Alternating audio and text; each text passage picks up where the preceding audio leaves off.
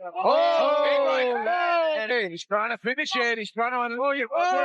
这是什么情况？中国选手竟对着倒地的韩国选手疯狂砸击，眼瞅着小泡菜不省人事，还在疯狂鞭尸，直接治好了韩国选手多年的失眠。只因这个韩国拳王太嚣张，在之前的一场比赛中，他将中国选手一拳 KO， 随后直接在擂台上跳舞嘚瑟疯狂羞辱，对着倒地不起的中国选手张牙舞爪，把韩国人嚣张狂妄的嘴脸体现得淋漓尽致。此番行径简直就是杀人诛心，毫无武德。俗话说胜败乃兵家常事，你可以打赢对手，但不能羞辱对手。没有谁是擂台上的常胜将军，常在河边走，哪有不湿鞋？万一哪天失败了，又该如何自处？可这个家伙却根本不懂什么叫锋芒内敛，赛后在镜头前的发言令无数中国人怒火中烧。中国人都是一群怂货，根本就不配和我打比赛。下次再让我碰上中国人，我要打烂他们的脑袋，然后在擂台上狠狠羞辱那群废物。此人名叫张奕焕，在韩国拿到跆拳道和泰拳冠军之后就不知道天高地厚，常常摆出一副天大地大老子最大的态度，不仅对中国选手充满了恶意，更是三番五次羞辱中国功夫，声称中国功夫除了碰瓷毫无作用。说到这儿，小编就想起一个故事，这跆拳道确实厉害呀，我有个朋友就是练跆拳道的，跟人打架的时候上来就是一招360度回旋踢，那招式是相当华丽，结果啪的一下摔断2根肋，当场就讹了对方6万块。你说这跆拳道厉害？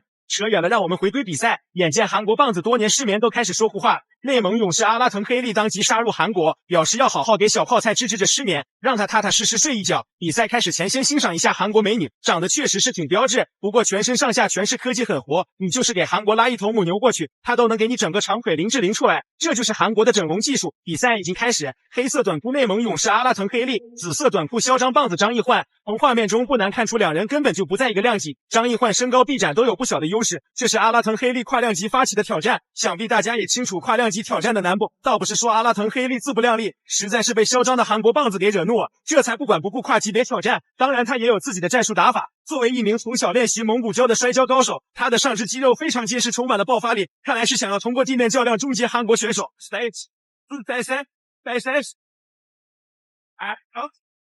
Because controlling the distance, but and it's making sure that Altain Haley can't get in the close the distance. It's worth that wrestling match for this. He has the power tank Haley his opponent is not this defense to speed. The inch we all that match tries to take it down. Oh, I'm sure it's back. Good defense. Spy.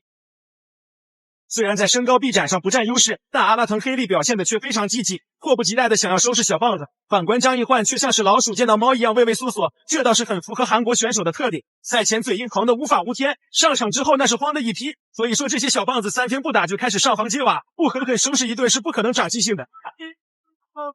你看啊，这个混一块车都是 long legs making it hard work for Alatan Haley, but it's difficult to get inside. Alicia had a little work battle about the division that they're fighting in right now. I guess they both want to stay here. Look up. I don't think he wants to stay in this division until he's going to continue fighting in this division. But I think very good combination. I think I think he'll face all the rivers close to distance. 前面我们说过阿拉腾黑利的摔跤技术很强，这可不是说说而已。他曾效力于北京摔跤队和81摔跤队，连续3年拿下北京市摔跤冠军，同时还担任过格斗女王张伟丽的摔跤教练，这个头衔可就相当厉害了。或许他的技术不如张伟丽全面，但在摔跤方面确实造诣非凡，就连张伟丽都要向他请教。只不过面对长臂猿一样的韩国选手，阿拉腾黑利想要打入内围也没那么简单，如果硬着头皮往里顶会吃到迎击，所以还是不能着急。During this swing, but not long enough. Oh, you gotta be careful. It goes inside. He's going to strike it very good. Oh, he quite beautiful work. Left, right. Oh, I don't think he can bring forward. 阿拉腾黑利一记后手拳打晃小泡菜，随后迅速压进追击补刀，霸道的铁拳犹如乱披风锤法一样疯狂砸击，根本不给小泡菜半分喘息的机会，是要一指将其打废。最后这几拳小泡菜明显已经晕了，但阿拉腾黑利依旧在疯狂鞭尸，要不是裁判出手够快，说不定直接把小棒子打死在擂台上，真是太神勇了。台下的中国观众喝彩呐喊，非常的兴奋。That was impressive. Oh, I think it's too close at this fish, but he made it. Yeah, the big overhead. 另一边的张奕焕明显是出气多进气少，这个结果那是相当的舒服啊！让我们再来看一下精彩回放。这一记后手拳，张奕焕明显已经晃了。随后阿拉腾黑利追进补刀，韩国选手全靠本能在防守。如果是一个经验老道的裁判，当时就会出手阻止终结比赛。可惜这个韩国裁判想要给张奕焕一个翻身的机会，万万没想到差点让他搭上小命。最后这个地面砸拳完全就是鞭尸行为，连续5拳彻底将小棒子送入了梦乡。最后恭喜阿拉腾黑利 KO 对手获胜。